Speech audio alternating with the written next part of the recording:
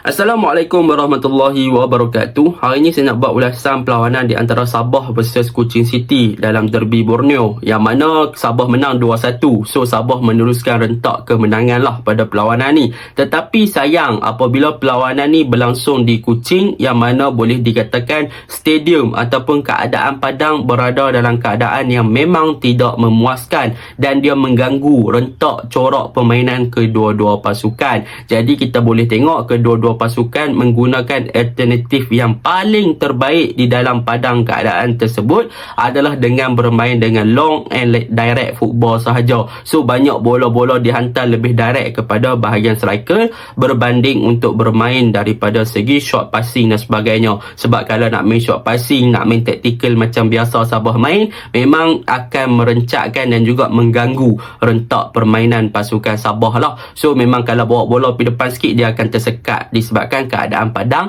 yang tidak memuaskan. Jadi saya boleh simpulkan padang adalah punca kepada corak permainan kedua-dua pasukan tidak beberapa menjadi pada perlawanan ini. Baiklah, tanpa membuang masa, mari kita masuk ke dalam ulasan perlawanan.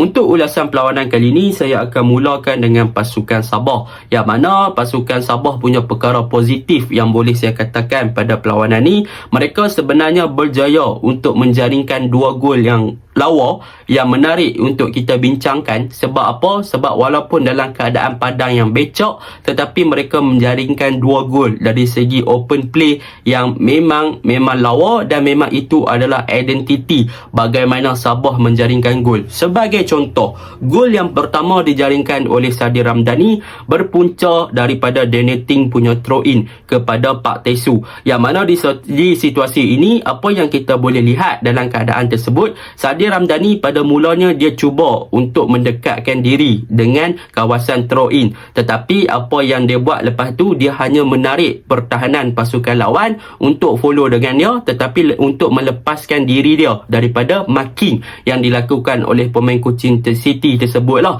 Jadi apabila dia dah drop hampir ke kawasan throw in, dia undur balik. Apabila dia undur balik, dia back balik to his position, maka di sinilah pemain Kuching City tak perasan yang sebenarnya mereka telah hilang marking yang dilakukan ke atas Sadir Ramdhani. Jadi kebijaksanaan dari Sadir Ramdhani untuk keluar daripada marking yang dilakukan oleh pemain Kuching City tersebut telah memberikan ruang kepada dia untuk masuk ke kawasan yang kosong yang ditinggalkan oleh pemain Kuching City tersebut, dan hasilnya Daniel Ting passing kepada ataupun throw kepada Pak Tesu, dan Pak Tesu macam biasa kita tahu kekuatan daripada Pak Tesu adalah shielding, sebab dia adalah seorang defensive midfielder. So dia mempunyai shielding yang baik, dia control ball yang baik. So dia nampak Sadil kosong kat situ, dia buka kepada Sadil yang berada dalam kedudukan yang kosong, yang berjaya melepaskan diri daripada marking pemain Kuching tu, berjaya untuk mendapatkan bola dan terus bawa bola masuk, dan dengan tenang dan juga komposnya berjaya menyudahkan hantaran tersebut. That is a good thing lah tentang gol pertama, bagaimana pasukan Sabah keluar daripada menggunakan keluar daripada marking dan juga menggunakan kawasan lawan yang kosong, yang terekspos, yang terdedah untuk menjaringkan gol dari throw in. Gol yang kedua adalah dari segi gol daripada Telmo, yang mana kalau kita lihat ini memang typical gol pasukan Sabah lah. Bagaimana kita boleh bincang tentang gol ni adalah peranan daripada Sadir Ramdhani, yang mana kita tahu sekali lagi Sadir Ramdhani menjadi key player untuk gol pasukan Sabah. Sadir Ramdhani masuk ke bahagian tengah, lebih fokus kepada central dan memberi ruang kepada Jafri Chew untuk exploit bahagian wide area untuk hold the touchline. Bermaksud di sini Sadil masuk untuk jadi inverted, lebih fokus ke bahagian tengah. So Sadil dah berjaya untuk membiarkan pemain lawan fokus kat dia. So Sadil open kepada Jafri Chew duduk kat situ, Jafri Chew cross masuk ke tengah, dan di bahagian di dalam D-box pasukan Kuching City pula, pemain Kuching City, pemain Sabah ada beberapa player